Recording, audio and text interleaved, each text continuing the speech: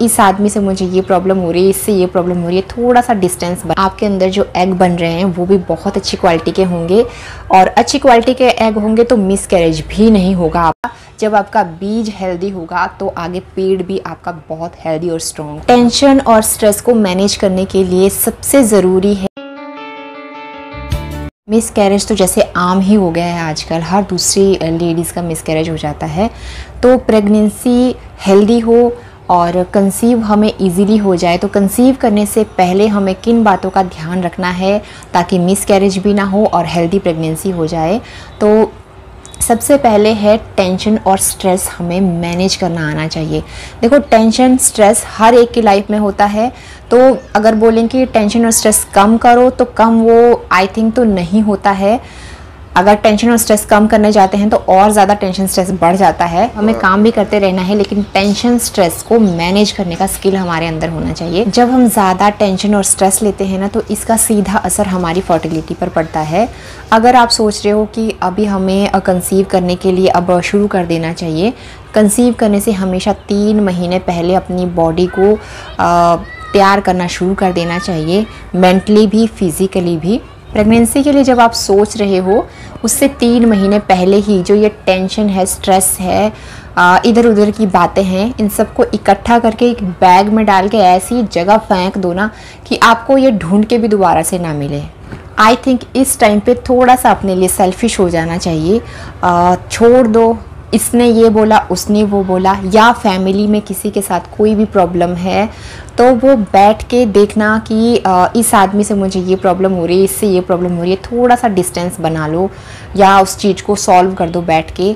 क्योंकि प्रेगनेंसी से पहले का टाइम और 9 महीने का टाइम और उससे थोड़े टाइम का बाद का जो टाइम होता है, ये बहुत इंपॉर्टेंट होता है।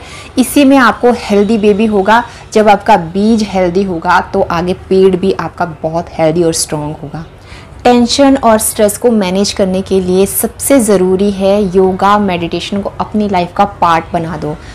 सुबह अर्ली मॉर्निंग उठो, जिसको ब्रह्म मुहूर्त बोलते हैं। सुबह अर्ली मॉर्निंग में उठो, मेडिटेशन करो, योगा करो, हेल्दी ब्रेकफास्ट लो। क्या कमी है आपके शरीर में ये फाइंड आउट करो, उसके अकॉर्डिंग अपना डाइट प्लान लो, हेल्दी चीज़ें खाओ, पॉजिटिव चीज़ें पढ़ो भी और देखो भी। यूट्यूब में भी वो चीज़ें देखनी चाहिए जो आपको खुशी दे।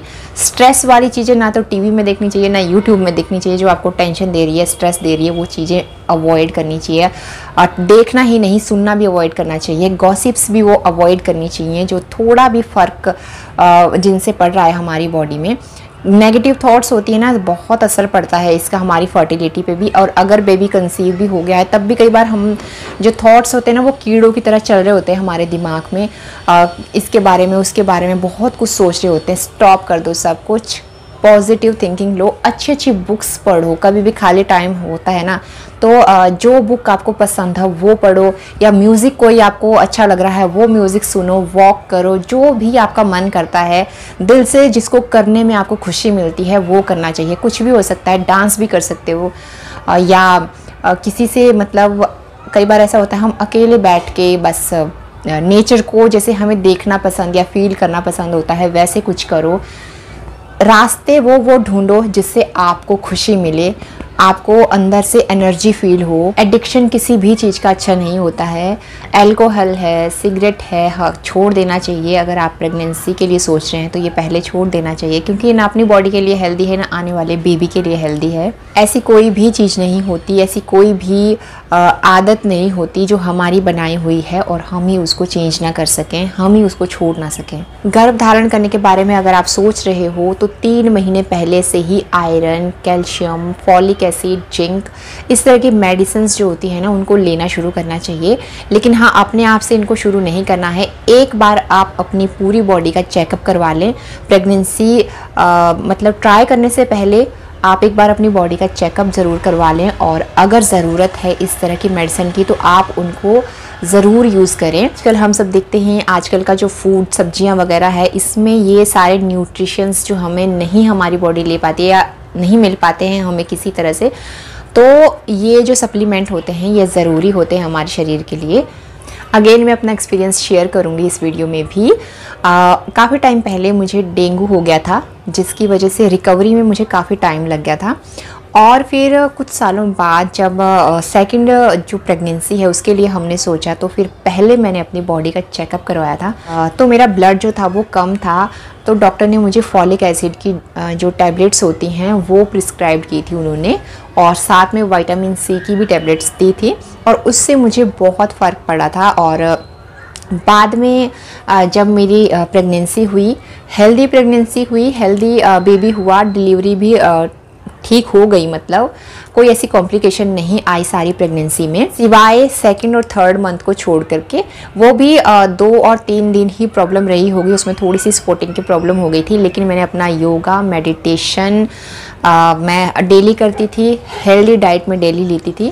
थर्ड मंथ के बाद मैंने अपनी प्रेगनेंसी को काफ़ी इन्जॉय किया है। मैंने जो फॉलिक एसिड की टैबलेट शुरू की थी वो प्रेगनेंसी कंसीव होने से 3 मंथ पहले से ही मैंने शुरू कर दी थी।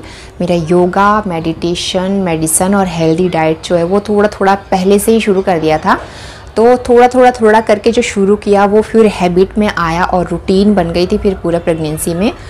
तो प्रेगनेंसी में ऐसी कोई प्रॉब्लम नहीं आई। कंसीव करने से पहले ही, यानी कि 3 मंथ्स पहले ही आपकी जो डाइट है वो बैलेंस होनी चाहिए, बैलेंस डाइट आपको फॉलो करनी चाहिए, क्योंकि आप शुरू से बैलेंस डाइट लोगे तो आप 9 महीने तक उसको आगे लेके चलोगे, वो आपकी आदत में ही आ जाएगा। कंसीव करने से पहले आपकी जो थाली है ना उसमें बैलेंस डाइट होनी चाहिए, उसमें प्रोटीन भी होना चाहिए, कार्बोहाइड्रेट भी होने चाहिए, विटामिन्स भी होने चाहिए, क्योंकि हर तरह का मिनरल्स आपके शरीर के अंदर जाना चाहिए। बैलेंस डाइट इसलिए क्योंकि जब आपकी बॉडी में हर तरह के न्यूट्रिशंस होंगे तो जो प्रेगनेंसी के आपके पूरे 9 महीने हैं ना वो बहुत ही ज़्यादा आसानी से बीतेंगे आपके। नहीं तो फिर होता है कि बेबी की कई बार धड़कन नहीं आ रही है, बेबी ग्रोथ नहीं कर रहा है, बेबी का वेट नहीं बढ़ रहा है, मदर का वेट नहीं बढ़ रहा है, ब्लड कम हो रहा है, बहुत सारी प्रॉब्लम्स हो जाती हैं। फिर मेडिसिन पे मेडिसिन हम खाते रहते हैं। अच्छा, गर्भ धारण करने से पहले ही 3 महीने पहले से ही हम बैलेंस डाइट खाना शुरू कर दें। आजकल तो गूगल है, यूट्यूब है, वहाँ पे आप प्रोटीन, कार्बोहाइड्रेट किस किस में क्या क्या है आप सर्च करके भी फाइंड आउट कर सकते हो, या आपके घर पे जो खाना बनता है ना उसी को ही आप अच्छे से खाओ। और प्रेगनेंसी जैसे आप सोच रहे हो कि अभी मुझे गर्भ धारण करना है, तो कई बार ऐसा होता है कि हमारा बजट भी थोड़ा सा गड़बड़ा जाता है कि अगर हम अपने ऊपर ही, लेडीज़ क्या करती है कि अपने ऊपर स्पेशली ध्यान नहीं देती हैं, बच्चे हैं, हस्बैंड हैं, सबका थोड़ा थोड़ा सोचती हैं। पर मैं ये बोलूँगी कि इस टाइम पे ना थोड़ा सा अपने लिए भी सोचना ज़रूरी है, थोड़ा सा अपने लिए अलग से हट के डाइट बनाना ज़रूरी है, हेल्दी फूड खाना, फ्रूट खाना ज़रूरी है, ड्राई फ्रूट्स खाना ज़रूरी है, क्योंकि एक तो आपका ये जो 9 महीने हैं ये हेल्दी बीत जाएँ, और प्रेगनेंसी के जो कुछ टाइम होता है जैसे 5-6 महीने वो हेल्दी सा आप कुछ अपने अंदर डाल लें, हेल्दी सा कुछ खा लें, ये टाइम थोड़ा अपने लिए सोच लें। आप बच्चों के लिए, हस्बैंड के लिए भी करें, लेकिन थोड़ा सा स्पेशल अपने लिए ज़रूर करें। खाने पीने के मामले में थोड़ा सा अपने लिए भी सोचें, फिर बाद में तो उनके लिए आपको सोचना ही है। वैसे भी जो वुमेन्स होती हैं वो अपने लिए कम सोचती हैं, लेकिन इस टाइम पे अपना ध्यान रखेंगी तो जो नन्ही सी जान अंदर पड़ रही है उसका ध्यान आप ऑटोमेटिकली रख पाएंगी। तो ये हेल्दी डाइट, हेल्दी लाइफस्टाइल, ये सब 3 महीने से पहले करना क्यों ज़रूरी है? ये इसलिए ज़रूरी है कि ये आपका एक तो लाइफस्टाइल बन जाएगा, आदत बन जाएगी। हेल्दी फूड खाएंगे, आपके अंदर न्यूट्रिशंस जाएंगे।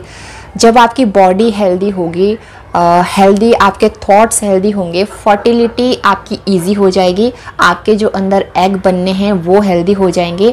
एग हेल्दी होंगे तो नेचुरली आपका बेबी भी हेल्दी होगा, कोई प्रॉब्लम नहीं होगी। आपके अंदर जो एग बन रहे हैं वो भी बहुत अच्छी क्वालिटी के होंगे, और अच्छी क्वालिटी के एग होंगे तो मिसकैरेज भी नहीं होगा आपका, और बेबी भी काफ़ी हेल्दी पैदा होगा। सोने से पहले या तो मेडिटेशन करना चाहिए या अच्छी बुक रीड करके हमें सोना चाहिए।